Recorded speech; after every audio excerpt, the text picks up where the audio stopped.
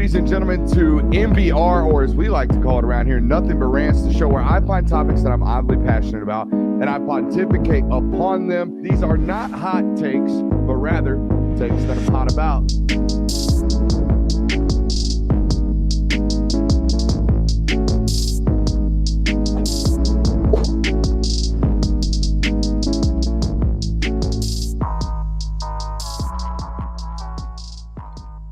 What is good, my party people? Happy Thursday to you. Show going to look, feel, sound a little bit different tonight.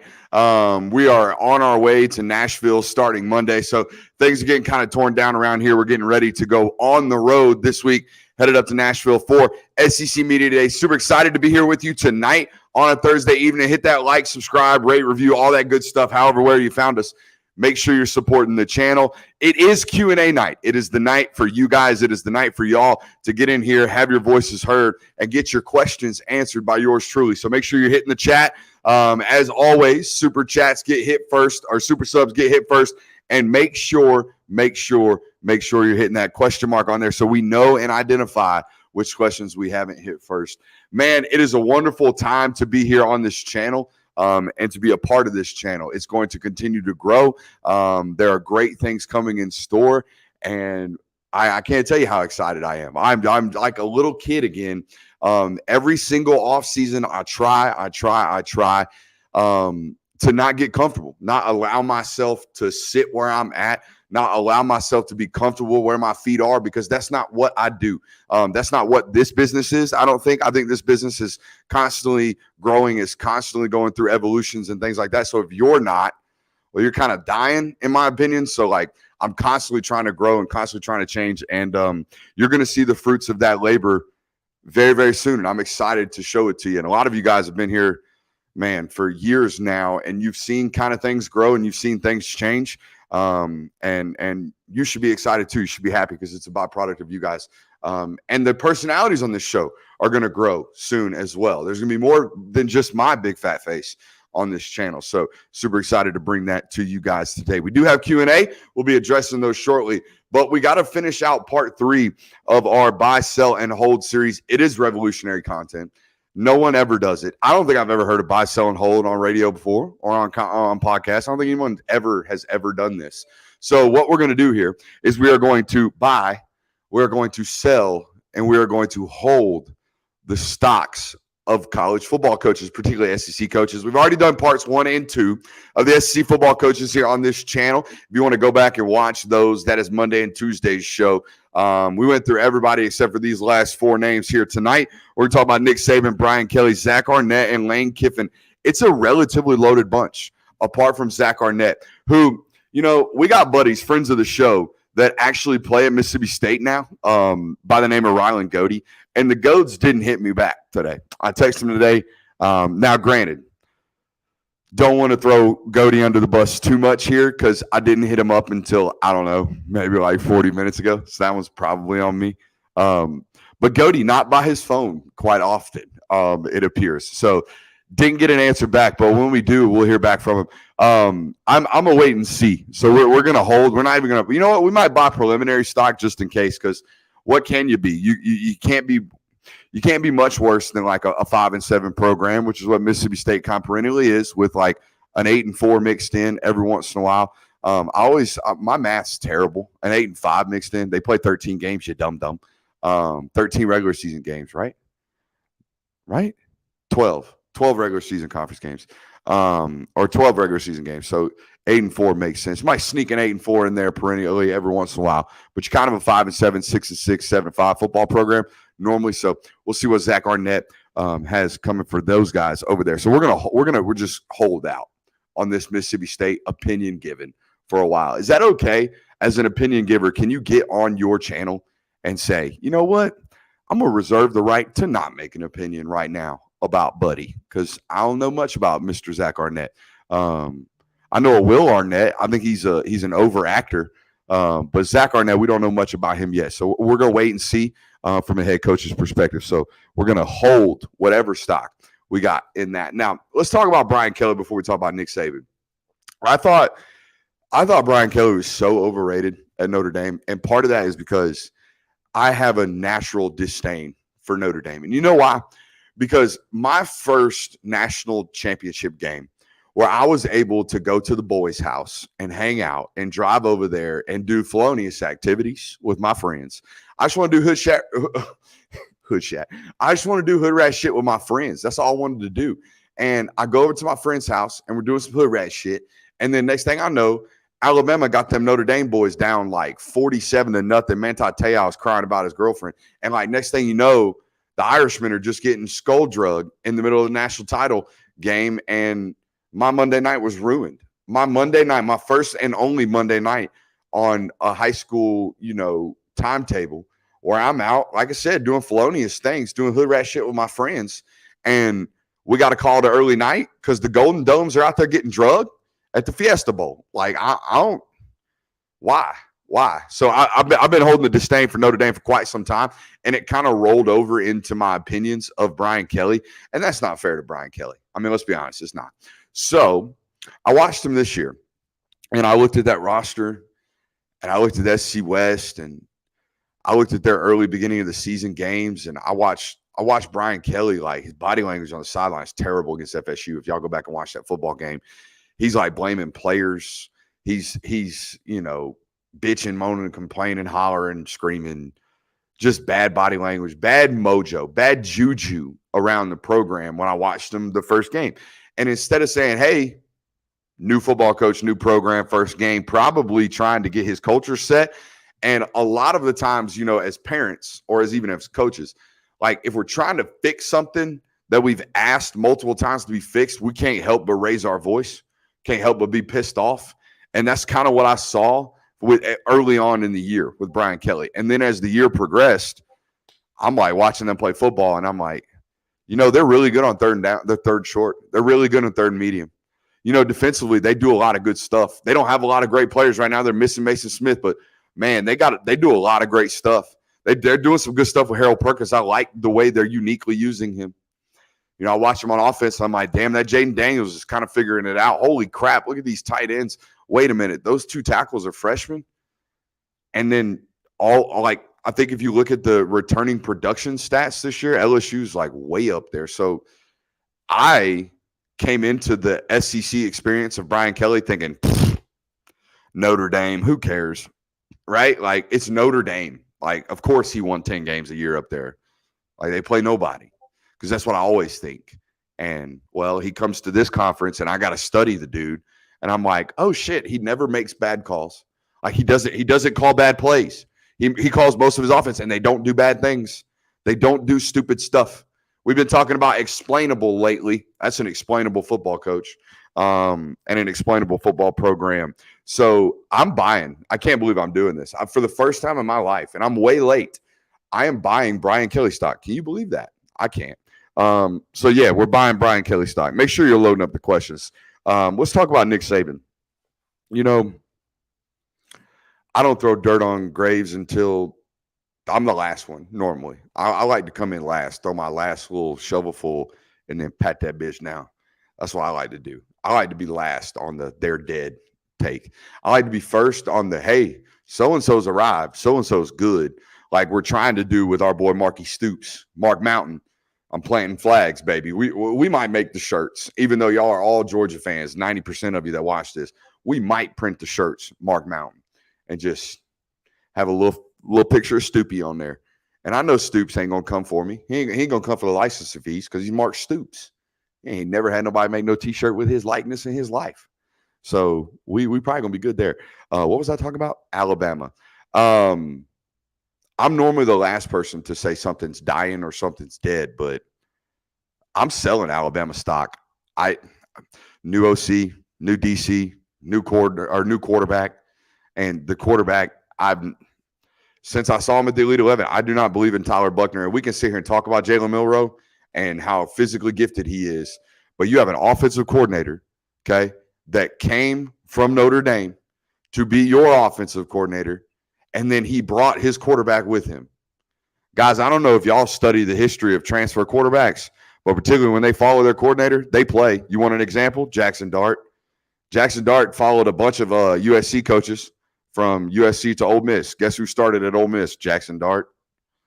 I mean, we don't have to do the Caleb Williams thing, but it is what it is, right?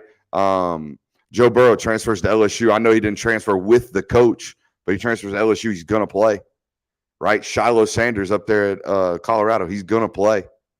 This dude transferred from Notre Dame, a Power 5 football program. Now, I know Sam Hartman was transferring in there, so there was some competition coming, but you don't follow your coordinator and not expect to play. So, yeah, I do expect Buckner to be there. I think there's 100 reasons to sell on Alabama, and the only reason to hold your stock is because you believe in Nick Saban. And that's not how, trading stocks works, folks.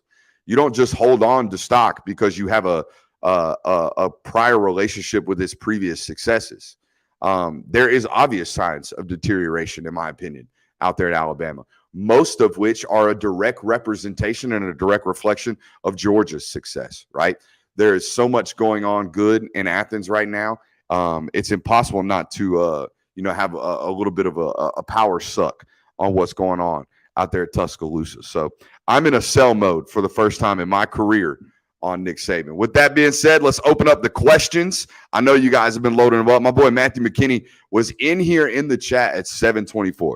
Can we get a golf clap in the chat for my boy Matt? I mean, good Lord. He says, "Sup, Brooks, is there a center in Georgia's 2024 offensive line class?" So there's 6 current commits in the 2024 class, and I think they have about a 98% chance of signing all 6. If you want to know who the 2% is, patreon.com/Brooks Austin. We'll give it to you tonight.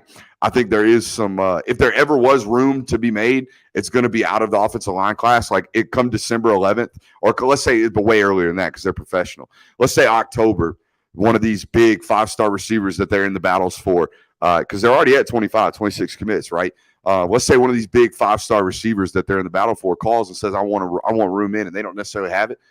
If they're going to go find room, it's in that offensive line room. Patreon.com/Brooks Austin. You'll get some intel there. But back to the question, which of these guys can play offense or, center? So you have Marcus Harrison, not him. He's going to be 6'8", 340 pounds by the time he enrolls at the University of Georgia. Not him. Marquise Easley, I think, is the most athletic of all 6 of these guys. Definitely not him. He's a Sunday guy at the tackle position. I think Daniel Calhoun is a potential center if you want to play him at 6'5.5", 355. Let's say Daniel never loses a pound. He's 365 pounds right now. Let's say he never loses a pound. He just can't figure it out, which is impossible at the University of Georgia, by the way. But let's just say, hypothetically, then he might have to play center, right? Malachi Tolliver definitely could play center, but from like a do y'all remember Ethan Pochich a couple years ago? I think he plays for the Seattle Seahawks now. That dude's like 6'6", plays center. Very rare do you see somebody that big and tall playing the center position because it's hard to play low. It's hard to bend at the ankles and the knees like that. But maybe Malachi Tolliver. Who else you got? You got your boy Nair Daniels. Ain't happening. That dude's like 6'8", 375. That ain't happening. And then we forgot our boy Michael Unai. I think he's a Sunday guy at right tackle as well. So if there's any potential centers, I think with the knowledge, the football knowledge and the technique ability and the application that Daniel Calhoun can play with, I think he is a center potentially. And then Malachi Tolliver as well. The rest of those guys I think are guards and tackles the moment they step on to campus. 2 questions. 1, how do you rank Ellis Robinson amongst the guys you've covered? 2, who wins the corner spot? And could you give us a good description of each guy's game? Ooh, good long question here. Let's start with the Ellis Robinson stuff. Man, I don't know if I've done a good enough job talking about this. I don't know if I've had an opportunity to talk about it at a higher rate and an extended platform like the one that I have. But I was out there at that OT7 and we went kind of viral for the clips of Ellis Robinson and Jeremiah Smith going against one another. And I'll tell you this much, man. The first game Raw played, I think they were playing they weren't playing SFE the first time when I walked out there. And Ellis Robinson's playing left corner. Like he's only playing the left sideline. You know what I mean? Like he's only playing one side. And so the next game coming up was SFE. And I mentally in my head, I was like, I wonder if he's going to follow him, right? Like Jeremiah Smith is the guy. Like if you know anything about recruiting, and I I know there's some recruiting services that have some other receiver ranked higher than him. I think it's blasphemous. I think Jeremiah Smith's top 3 or 4 athlete, non-quarterback I've ever evaluated. I think he's that good. I think he's going to be incredible. But I knew as soon as the matchup came, I was like, you know what? If Ellis Robinson is a Georgia football player, like an elite Georgia football player, like going to be a top 15 pick Georgia football player, that dude would follow. He will follow this kid right here, right now. It doesn't matter where he goes, he's going to follow him. And sure as shit, first snap, I'm watching. He's following him all over the field, left, right, in the slot. And so as I start pulling the camera up, I start noticing like, hey, man, like SFE's coaching staff is really having to hide Jeremiah right now. Like they put him in the slot. They bunched him up, tried to get him off of press coverage against Ellis. They put him in the backfield at one point at running back. Ellis stood like he was playing a linebacker. He followed them that much, that closely. And so I've told you on this network forever, watch what coordinators do. Watch what coordinators do. That will tell you what the coordinators think. I don't care what I think. You don't care what I think. You care about what I can verify to you, what I can bring to you as truth and as knowledge. And truth and knowledge is looking at what the coordinator is trying to do to win with the circumstances he's dealt with. The circumstances. There's this 6'2" corner over there, 6'1.5" corner that's 200 pounds. And coach, he's got an 84-inch wingspan. And he's a 4.4 runner, and he's the best corner in America. His name's Ellis Robinson. That's the circumstance. We got this receiver who we have to get open.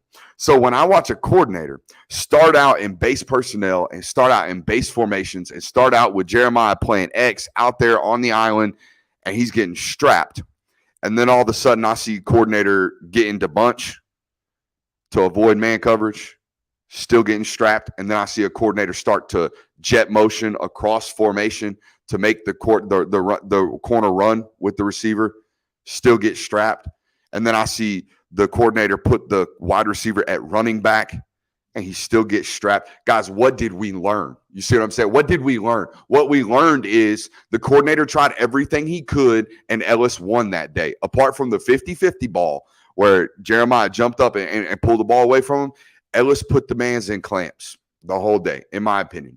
And that's okay, because more importantly, I saw Jeremiah Smith continue to effort and continue to work and continue to do everything. So he got the better of him that day.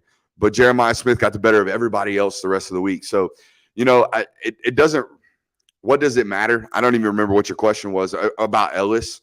I do think Ellis is the number one corner in America. I think if you wanted to tell me he was the number one player in America, I wouldn't argue with you, right, in the 2024 class.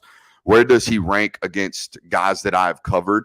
Well, of the names you mentioned, guys like Julian Humphrey, Dalen, or I always want to say Dalen Everett. It is Dalen Everett, right? And Nyland Green.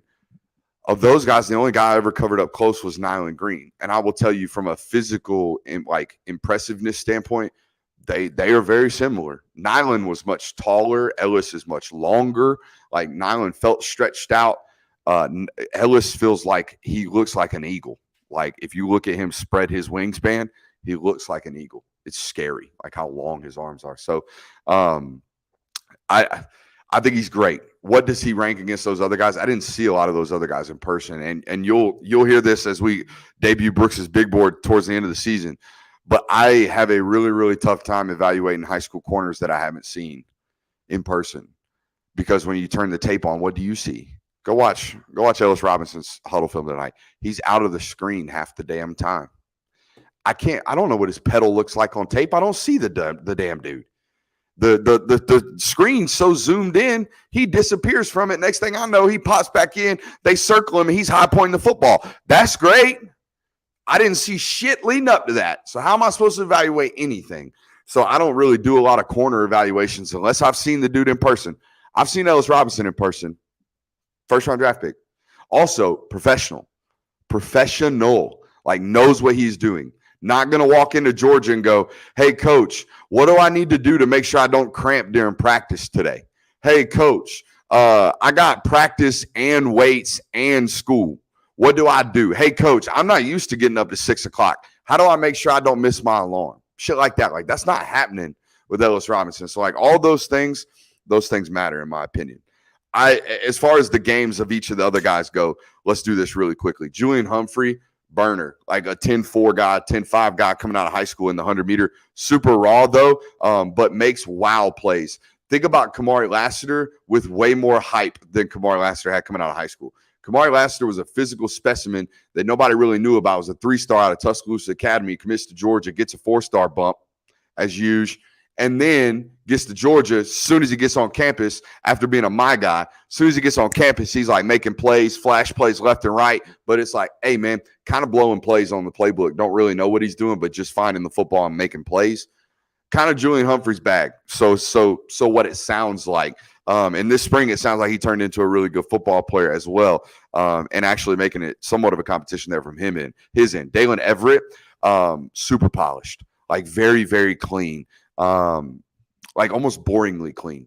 Doesn't have the physical traits that the rest of these guys do, but never in the wrong spot, always making the right play, never busting assignments. So that's his game. Nyland Green, a little bit like Julian in the sense that, hey, we're like 2.5 years in, 3 years in here now. Okay, we should know where we're going. We should know what we're doing on a consistent basis, even though this defense is complex. Like even basic stuff at corner, like are you 1.5 yards inside like we asked you to be? That matters.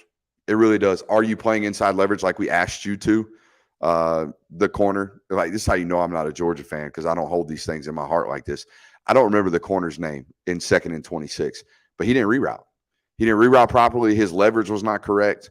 Okay. And it cost you a national title at that moment in that play. So those little bitty things, they matter very, very, very, very much. How many points per game do you see the offense averaging this year? Same with the defense. I think you have a chance to average about 38, 40 points a game this year. You averaged 40.6 last year. I think you're about that again this year. And as for the defense, I think you give up about regular season, you're going to give up 14 points a game, 13 points a game. And then in the playoffs, you'll give up 25 points a game. That's about what it is right there in college football nowadays. How can Georgia reclaim the RBU title? Have a 1,000-yard rusher. I don't believe Georgia has had a 1,000-yard rusher since DeAndre Swift in 2018. Don't quote me on that, but it's been a while. It's been almost 4 seasons since Georgia's, maybe 5 seasons since Georgia's had a 1,000-yard rusher. Jay Will, I know you're watching tonight. Get the stats out on that. Go figure out what it is. Is it a matter of opportunity? Is it a matter of a single guy getting the bulk of the attempts, or what is it? Is it a byproduct of committee? I think that's what a lot of people will look at. But like, think about it, man. You would say Georgia's had a drop off since what, Swift left, and I would look at you and say Zamir White, 3rd-round draft pick. James Cook, 3rd-round draft pick. Kenny McIntosh, 5th, 6th-round draft pick. So since DeAndre Swift left, every running back's been drafted. It's a pretty good track record, right? I think that's all right. I think you're doing okay.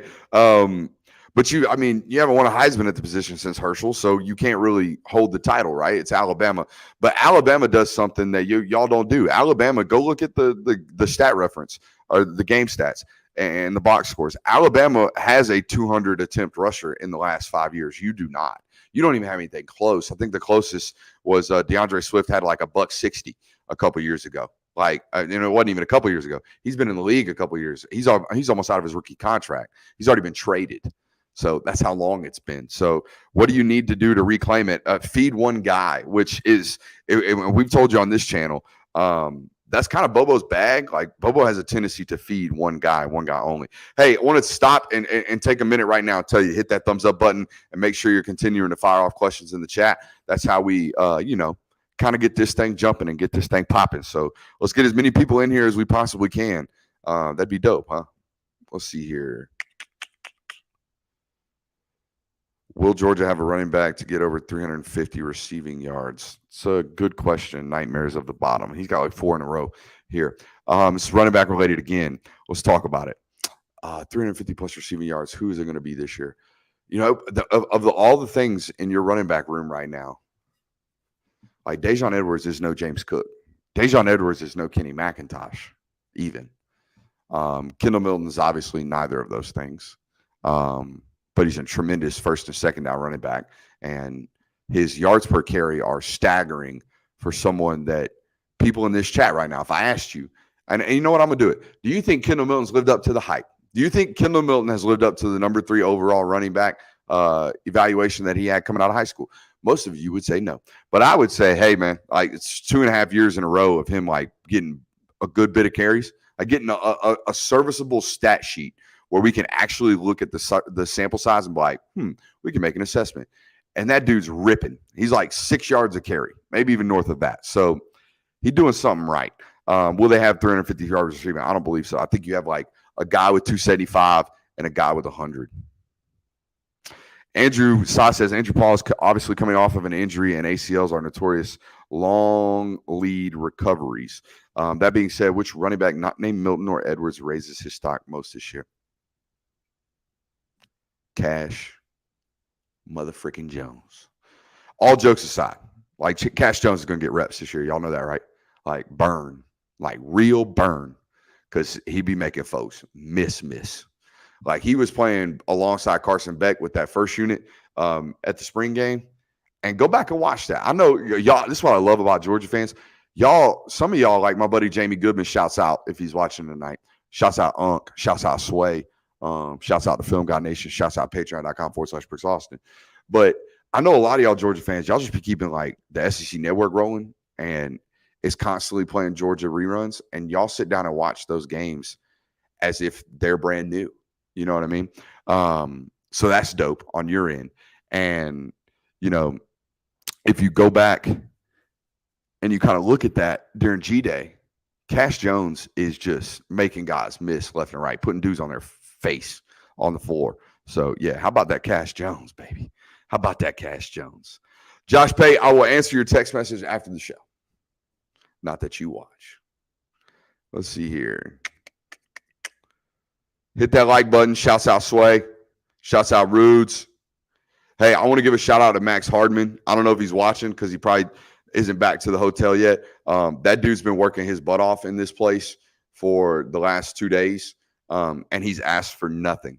He is a member of this family, and I'd say here in about 3 weeks, as I look at my watch that doesn't exist, here in about 3 weeks, y'all are going to see the fruits of these labors that we've been kind of teasing for you guys. If you've noticed, some of the stuff has been removed. Up to something. Shouts out Max Hardman, excuse me. But definitely hit that like button. Let's hit this one right here. What's your take on Saban wanting to get back to bully ball while UGA is expected to be a high-flying offense? Is it just personnel thing or is something else going on? Is he getting back to bully ball? Like, does that even exist nowadays in college football? I don't know. Little donut cafe. I don't know. Does Smash Mouth football exist in 2023? What a great question. Now you can like run it 60% of the time as opposed to running it 55% of the time. But if you really look at the stat sheets, even Georgia last year under Todd Monken, people would say they were a balanced offense, and they were probably like 52-48. You know what I mean? Run to pass. But a lot of that was them opening the game with like 15 of their first 20 plays or 15 of their first 25 plays being pass plays, being explosives, right? They come out and they're you know, running the ball to set up the pass. Well, that's kind of Tommy Rees. Like, he does that too. And if he does have good quarterback play, he will probably take more shots than you probably give him credit for. But he hasn't necessarily had that in the last couple of years as a coordinator. So, yeah, you do see a bunch of tight end heavy stuff. You do see a bunch of I formation stuff. You do see a bunch of downhill running stuff. You do see a bunch of creative run game counters, counter Trey. I thought Notre Dame over the last couple of years ran counter Trey better than anybody, right? Pulling the tight end and running counter with it. So those kind of things are definitely going to be there. But this idea, I think, is so it's prehistoric, to be honest with you. This idea that you're just going to line up and be tougher than everybody. Good luck.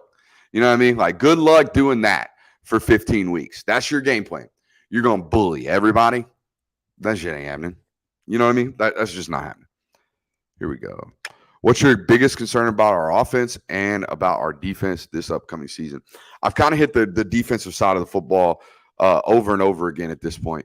No first rounders on the interior of the defensive line. Michael Williams is a future first rounder.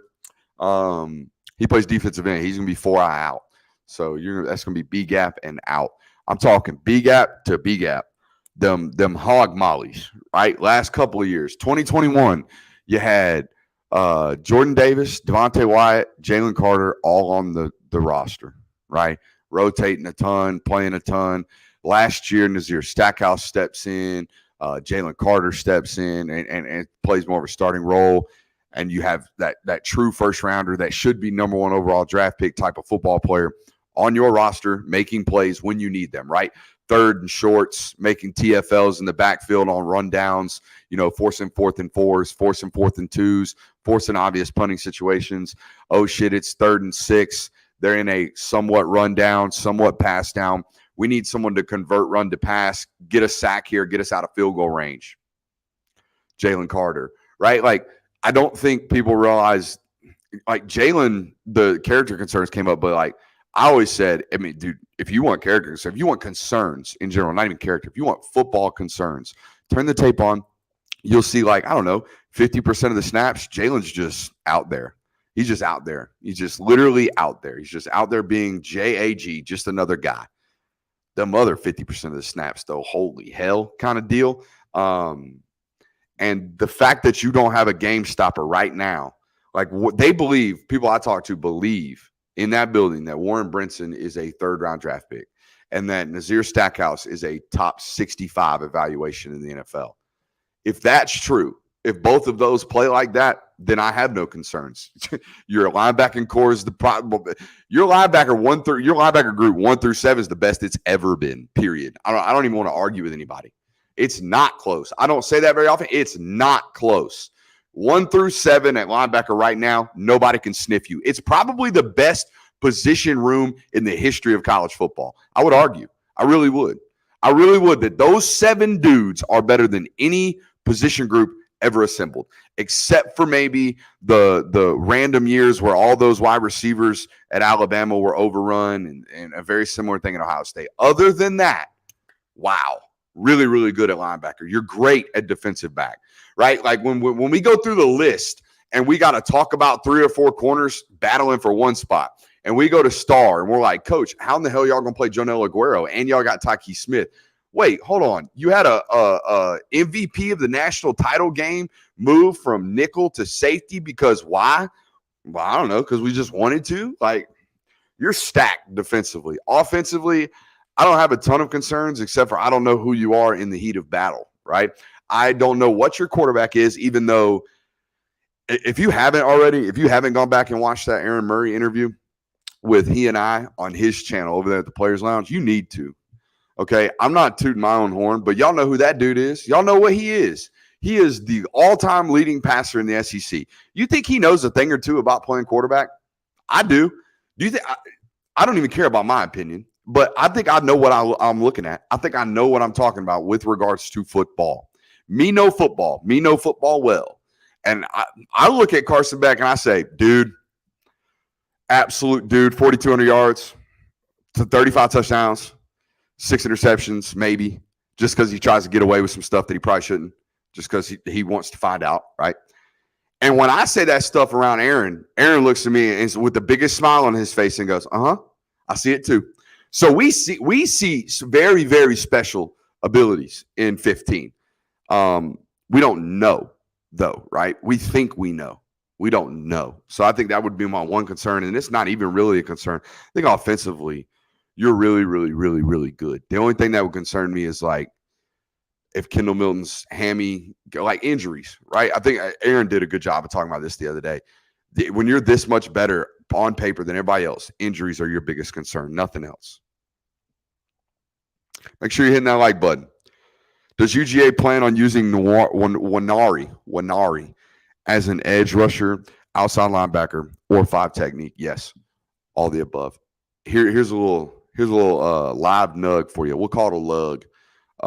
Here's a little lug for you. And I kind of have this on approval. I kind of have this on factual basis. You're on the right track, because when I ask my people, when I ask my people about philosophical and schematical questions, I get very hazy answers because they know what I do. You know what I mean? When people in your building, your Georgia building, when they hear me ask questions or when they hear me probe them about, hey, I think y'all are doing this. I think y'all are changing this. I don't get a true straight ahead answer because I do so much schematical stuff. So if I'm out here giving the keys away, they don't love that, but they don't mind me educating. But I can't be out here giving the keys away. But here's what I'm going to tell you about college football in general. Okay. And it is moving towards professional football as well. But this idea in this day and age where, we're going to try to find the next Von Miller and play a traditional 3-4 odd front defense. And we're going to have two outside linebackers on the field. And we might drop one and we might rush one, which means if he's going to drop and he's going to rush, he's got to be like 6'2 and a quarter, be as big as a linebacker and be able to move like a linebacker, but be as long as an edge rusher. Basically, I need Nolan Smith. Basically, I need Chaz Chambliss. Basically, I need Azeez Ojulari. Basically, I need Hassan Reddick. I need these body types, these 6'2.5", 240-pound, 4'5" running like super athletes that are bulked up, big enough to play the line of scrimmage, but also drop if we need be. That's not what they're recruiting anymore. They haven't recruited a Chaz Chambliss since Chaz Chambliss. Look at the recruiting list. The smallest edge rusher they've signed, meaning plays defensive end in high school, plays inside linebacker, and might play outside linebacker in college. These body types, think about them. The smallest one is CJ Madden. CJ Madden's 6'4", 240 pounds, okay, with 83-inch arms. Super long dude. But look at the rest of them. We're talking Marvin Jones Jr., 6'6". We're talking Darius Smith, 6'6". We're talking Damon Wilson, 6'5 and a quarter. We're talking a litany of guys. The shortest one, Sam Mbemba, but he's 6'3 and a quarter, 255 pounds at this point. Like, he is really, really big and thick. We're talking Michael Williams, 6'5 and a half. We're talking Williams Winnari. Okay, Winnari is obviously a guy that they're recruiting. We're talking guys like Joseph Jonah Ajonye, who are all 6'5". What are we talking about? We're talking about extremely tall, extremely long, extremely big, 6'5", 250 plus bare minimums. So what are they recruiting? They're recruiting more modern defensive ends, or more traditional defensive ends, more true 4-2-5 defensive ends, what we call bookends, guys that sit on the end of your line of scrimmage and control shit. They muddy up passing lanes when they can't get to the quarterback. They push the pocket because nowadays in college football, this idea that I'm going to get to the quarterback, like I'm just going to have a speed rush guy. I'm a pass rush specialist over here, coach. Hassan Reddick and Nolan Smith, they're going to get to the quarterback. Yes, they are, coach. Watch. All right, well, Kenny Dillingham don't give a shit if he don't score 15 points all damn game for Oregon. As long as he doesn't get Bo Nix sacked 12 times today, he won. Watch that Oregon game. Watch that Samford game. Watch that Kent State game. Watch that Clemson game. Watch football. Watch it. Turn it on. Watch how many times you see this. Downset Hut. Downset Hut. 1 Mississippi. 2 ball out. Downset Hut. 1 Mississippi. 2 ball out. Watch football today and count how many times you see Downset Hut. Okay, that guy. 1 Mississippi. 2 Mississippi. Read to the back post. 3 Mississippi. Oh, ball out. Count how many times you watching guys click through reads. You ain't going to see it. You're going to see 9 times out of 10 Downset Hut ball out. So if that's what we are playing against, if what we are playing against is guys and people who don't hold on to the football and we ain't getting home, then we better do this. Nice armpit hair, Brooksy. We better do this. We better get our hands up. We better clog passing lanes. We better be big. We can no longer be little or be small. So that's what you're seeing. So to answer your question, does UGA plan on using Winnari as an edge rusher, outside linebacker, or a 5 tech? Yes. Yes. Right? They are not moving away from asking these people to drop. They're not moving away from asking these people to cover occasionally. They're not. They're just saying, Trayvon Walker, you just going to do it today. You're just going to drop because God made you. Because God made you. Williams Winnari, if you come play here at Georgia, you are going to play 5. You are going to play 7. You are going to play 4-eye. That's what you're going to do. What we're not going to do is line you up in a 7 and just say, hey, today you're a 7. And that tackle knows today you're a 7. And then he's just going to sit out to you all day. That's not what we're going to do. And that's not what they're going to do, rather, I should say. Y'all do know this, that when I'm talking about this, y'all asking me questions philosophically and schematically about football teams, I'm going to answer them as if I'm the coach. So you're going to hear a lot of we's. You're going to hear a lot of I's, a lot of me's. right? All right. You're going to hear a lot of that. So there you go. Let's see here. Questions. I saw Casey Poe on Twitter implying KJ may go to Bama. Has anyone heard any legitimate rumor or info they can share? Unless you walking over to Buford High School down the road from here and asking KJ, I don't know where people are getting all this new intel that they're out here running with. Has KJ Bolden done an interview in the last? I think he did an interview with Jeremy Johnson, and I guarantee I know how that interview went. He probably said great things about all 5 schools. He probably did. This is a professional organization, a professional outfit with the Boldens right now. So you know what? Here's how I do this. When y'all ask me this, I call around. I know there's ties at Ohio State. You know, there's a family member that coaches up there. There is some. Let's put it this way: Ohio State needs a safety way more than the University of Georgia does. Everyone in this world needs KJ Bolden. Ohio State needs them tenfold more than the University of Georgia. So what does that mean? They're probably working at it a little bit more. You know what I mean? Again, transparency. Wish I could. I can't. Anyways, they're probably working at it a little harder. They're probably calling a little bit more. They're probably showing a little bit more love.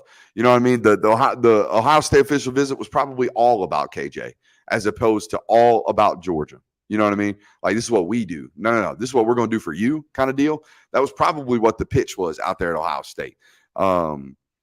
But, man, I've said it for a long time. I never felt great about Caleb Downs ever.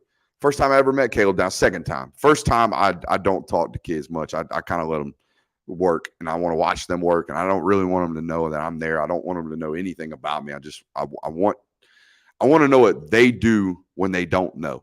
You know what I mean? All that what you do in the dark shows up in the light shit, that's kind of similar to me. Like, I don't want you to know that I have, 100 college football coaches in my contact book. I don't want you to know that the next school I go to and I run into an SEC coordinator that they walk over to me and ask me, what did I see? Who did I like? I don't want you to know that. You know why? Because you're going to act different. You're going to act different and you're not going to act yourself. I want you to act like yourself. So the first time, I don't watch. The second time, I normally do ask. I never felt good about Caleb Downs, ever. Always thought he was a Bama kid. Just seemed like a Bama kid to me. Bama kids, what are they? Bama kids don't love nothing but football. Bama kids enjoy getting yelled at. Bama kids fucking love squatting until their eyes fall out of their heads. Oh my God, they eat that shit alive. Georgia kids love it, but they love to have fun too. Like, Georgia kids loving the process. Alabama kids just love the process. You know what I mean? Like, Georgia kids enjoy the fruits of their labor, every single one of them. They have fun. They are not squares, rarely ever. Them Bama kids, they all squares. They're all Minka Fitzpatricks. Minka Fitzpatrick's fun. What does a night at home, an off night look like to Minka? Minka probably watching tape. And drinking whey protein shakes and not playing Call of Duty because it impacts his eyesight. You know what I mean? That type of dude. KJ kind of loves having fun. KJ loves playing football. And I feel good about KJ in Georgia, and I think Georgia does too. So there you go. What positions do we still need to close with in the class? It's not positions, it's players, right? And we've already talked about a couple of them. Can you get us film of Ellis and Nitro at IMG? I got a couple of buddies that coach down there at IMG. We might be able to get you something, but they're super tight with that. I'll never forget, Sam and Pimba put out a spring highlight tape, and I did a film breakdown of it and clipped it and put it out on social media. Next thing I know, I was getting phone calls from, like, their assistant athletic director. So I don't really be playing with them IMG folks because they got money and access that I don't have. Let's see here. Go Dogs 2-3 asks, with so many players leaving after upcoming season, including almost all of our O-line, do you think UGA takes a decent step back in the 2024 season? So let's see here. I think you're going to lose your quarterback. So you're going to have a new starting quarterback. You're going to lose Amarius Mims. You're probably going to lose Tate Ratledge. You're definitely losing Cedric Van Pran Granger. Xavier Truss gone. Ernest Green has to play another. So, yeah, you lose 4 or 5 offensive linemen. Dominic Lovett gone. Rara Thomas has 2 years of eligibility, so he might be back. Glad McConkey getting about a third-round grade right now. I don't necessarily believe that. I don't believe NFL teams are talking to people saying he's a third-round draft pick. He's probably a fifth-round draft pick, which means he's probably a third-round draft pick. So I think Ladd McConkey, just reeks a 4-year guy to me. So I don't think Ladd leaves. Brock's gone for sure. Funny story. I love Q&A because we actually get to tell these. Miss Bowers, I don't know if you're watching tonight, but I'm going to tell this story, and I hope that's okay. I was in Jacksonville this year, and I'm walking around, doing the thing that people do in Jacksonville. And I'm hanging out, and I go with some of my friends, and we're like waiting in line for the porta potty. And all of a sudden, this blonde woman walks up to me and taps me on the shoulder, and she's in a Brock Bowers jersey. And she introduces herself, explains to me that she is Brock Bowers' mother. And we have conversation, love how your son plays football, love your content, appreciate you doing all that good stuff. And then at the end of the conversation, she makes some type of remark about how she can't wait to come back to Jacksonville for 2 more years. She loved the environment. This is last year. So this is her talking about as if her son is going to play 4 years of college football. She had no clue. She had absolutely no clue. I stopped her. I said, ma'am, you don't know, do you? And she's like, what do you mean? I said, you have no clue that your son, there's no way in hell he's playing 4 years of college football. And she's like, well, why not? I said, ma'am, your son's $100 millionaire. Like, your son's worth $100 million. He is the best position player in the sport of college football. He's going to be a top 15 pick. That kid, your son, $25 million baseline next year. So no, like no 4th year. So it is like some people don't know. Like, some people are out here told from when they're like 5 years old that they're going to be NFL football players. Like Julian Lewis has known since he was 12 years old, I probably got a shot. Like, if I just do what I'm supposed to do, people telling me I'm going to have a shot. Brock Bowers, to this day, probably don't know. He probably has no clue. No clue who he is, what he is, you know what I mean, how good he is. That's insane to me. Absolutely insane. So when your mom's that humble and everyone around you is that humble and just ignorant to your blessings and ignorant to your greatness, that's probably a good thing, honestly. Like, I don't have to worry about you. I don't have to worry about you doing any of that stuff. So, yeah, don't even remember what the question was. But, yeah, I think you do take a decent step back in 2024. But the Brock Bowers story to me was wild. Just absolutely wild. We're going to skip down to some of the bottom of these questions. I know I got a lot to get to. We're already 52 minutes in. Make sure you're hitting that like button. Make sure you're subscribing. Doing all that good stuff. Is Matthews a possibility or is it a prayer? I think you have a possibility. Here's the thing about Matthews, Mike Matthews. How do I put this? Georgia really, really, really liked Mike. Like, really liked Mike all the way up until this summer, and then they fell in love with him. And Georgia has a propensity to do this with a lot of in-state kids. Not that they never recruited Mike. They did. But there's a difference between I'm recruiting you, I'm talking to you, and I got to have you, right? It's, coach, I'm a dog. Coach, I'm a dog, right? It's the opposite of that. It's the, son, I like your tape. Coach, hey, we like you. We're going to offer you. We got a spot for you. Hey, baby, we got to have you. What is it going to take? What do we need to do? How do we go about this? We need you. We need you, baby. We need you. We need you every single day. We call and call and call. We need you. I don't think that really started until like mid-June, and you can feel it in the recruitment. You can feel it when you talk. When you ask around, you can feel it. Now, does that mean Mike's been on the record multiple times? I want to be done before my senior season starts. So we got, I don't know, 3 weeks, 4 weeks before he starts his senior year. Is he going to wrap it up like he says he is? I don't know. Actually, we got about a month. Okay, we got about a month and a half before senior season starts. So, still in the dead period. Got to get out of that and get the kid back on campus, and maybe something happens then. But yeah, I wouldn't say you're in the lead right now. I would say Tennessee's certainly in the lead for Mike Matthews, and I'm sure Tennessee fans watching tonight are super excited about that. The Casey Poe thing that's a good football player, but that was the center. If y'all wanted to know what a center looked like in this class, it was Casey Poe.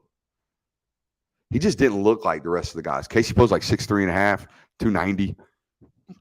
Georgia's averaging 6'7", 365. It's just not the same dude. Not the same body type. You going to the Buford St. Francis game? If so, how do I get a ticket? Dylan, not to do this. I'll be on the sideline. I don't know how you get a ticket. I can ask around, but man, that's wild. Is this were people doing this with Justin Fields? I don't remember. I was in college, but like, were people going to Harrison high school football games? Probably not. Harrison was probably trash, even with him at quarterback. But like, were y'all buying tickets to high school football games for that? If so, yeah, you probably were. You're Georgia fans. But like, were you buying tickets to Trevor Lawrence games his senior year? Clemson fans? I don't know. That Buford St. Francis game is going to be legit. I would try to get to it. The rest of their schedule is all right. Like I like doing a lot. I should say I like doing a lot. They're going to beat the shit out of Mill Creek. I hope no one's listening tonight from Mill Creek, but Buford should beat Mill Creek by 40. Not 40. They should beat them by like 28 points. They should. They have a much better roster than them, and they have a much now better quarterback than them. If Dylan Raiola is not on that roster, maybe that game is close. But the rest of that game should not be close. See, I don't know. I would definitely try to get to that St. Francis game, though. They got some dudes on that roster. You're going to see him against really, really good competition. Can Delp break out behind Bowers this year? Delp's going to be on the field a lot, like a ton. Will he break out? Yes, because, I mean, in comparison, yeah. Like, he's going to go from, did he have maybe 2 receptions last year? He's going to go for 2 or 3 receptions last year to, I would say, about 15 to 18. I also think, we're gonna get some heat for this one. Oscar Delp will be twice the ball catcher that Darnell Washington was. I said it on this channel for years, over and over and over again. Darnell has an option or an opportunity to be a much better pass catcher on the NFL level than he ever does in the college level, and here's why. College offenses, college quarterback play, college quarterback decision-making is all based off space. Downset Hut, when I look at you, did you create space? Are you winning now? Darnell Washington you could give him 8 weeks against the safety. He is never, ever pulling away, right? That safety's always going to be on his body. Never, ever has Darnell ever double moved a guy and left the dude 3 yards behind him. The shit does not happen. Like, if you're going to complete a ball to Darnell Washington, you're going to put it in his face mask. Think of every catch you've ever seen of Darnell. There was bodies all over him, or he was running an arrow route into the flat, and no one was designated to guard him. That's it. That is the whole entire highlight clip. Oscar can run. Oscar can go. Oscar is not a 40-yard runner. I mean, he can. He's a 4.5 runner in the 40. Oscar is a runner. Darnell ran in a straight line well at the NFL Combine, 20 pounds underweight from his playing weight. Oscar is a mover. Oscar is an athlete. So, yeah, I think there's going to be some improvements from a ball-catching standpoint at the tight end position this year, but you are going to lose some of that. Oh, well, we'll just attach him to the end of the line of scrimmage, and he can handle that 9 technique by himself. That's what Darnell did a lot, and I don't know if you're going to be doing that this year. So it's going to change. Different, but same. You know what I mean? If I recall, Brooks, when Brooks did the Branson Robinson film study, there was a fair amount of him catching the ball featured. There is, but it's an area of improvement, right? Just because he's decent enough at it doesn't mean he's elite at it. And you've had elite at out of the backfield playmakers the last couple of years. Who are the 2 guys behind JDJ and Mondon? It's not 2. It's going to be 4. I think they play 4 guys behind those guys this year. I think, 5. Yeah, 5. We might say 4. I think you're going to play 5. I think Xavier Sori gets run this year. I think EJ Lightsey gets run this year. I think CJ Allen gets run this year. I think Raylan Wilson gets run this year. And I think Jalen Walker plays against 12 personnel as the starter. So Jalen Walker is going to have a starting role in their whatever they call their beef package, right? If they see 12 personnel, base personnel, if they have to get into base, Jalen Walker is on the field. So he will be a quote-unquote starter, right? Um, and that's how Kirby does it, by the way. If you start on one of his units, you're quote unquote a starter. Um, I think Raylan Wilson has an opportunity to be a third down backer, maybe. So if I think they call that package Rabbit. If he's in the Rabbit package, he's a starter. Years past, the Rabbit package was like in 2021, it was N'Kobe, Quay, and Channing after Adam Anderson got in trouble. When Adam Anderson was on the field, N'Kobe would come off, and it would be Channing, Quay, and Adam. And boy, if that ain't some scary shit going on out there. So, yeah, we'll see. But there's going to be a lot. I think they're going to play 5 guys, 7 total dudes at that linebacker position. Like I said earlier, they're 7 deep. They think I got 7 NFL players. And by the way, Troy Bowles just got on campus in June. They love him too. They are filthy rich at that position. And somehow, some way, they got guys like Justin Williams, who is a 5-star in the 2024 class. Justin Williams has, like, most of the time would have no business going to Georgia. Why?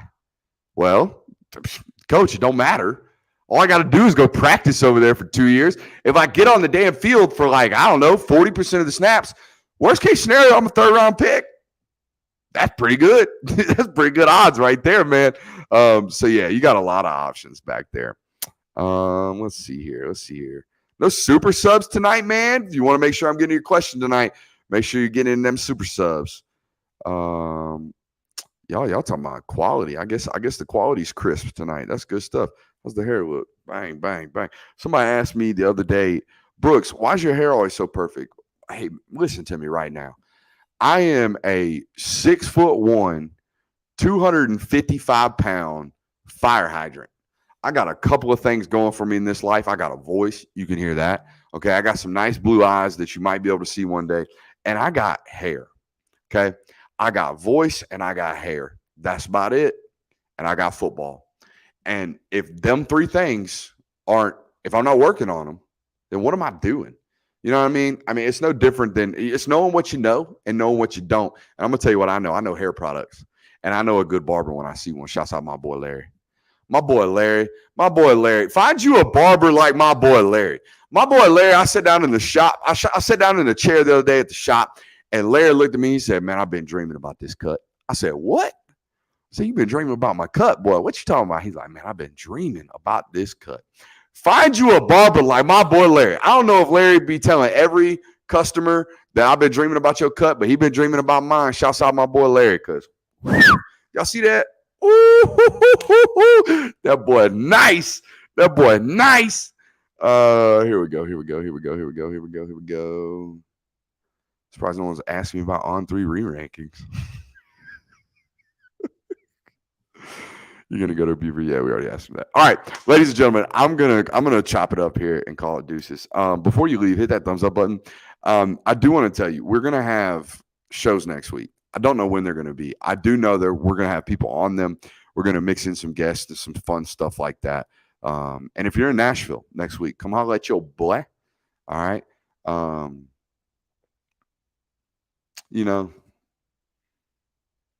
ain't no chameleon, but I be steady changing. We'll see y'all.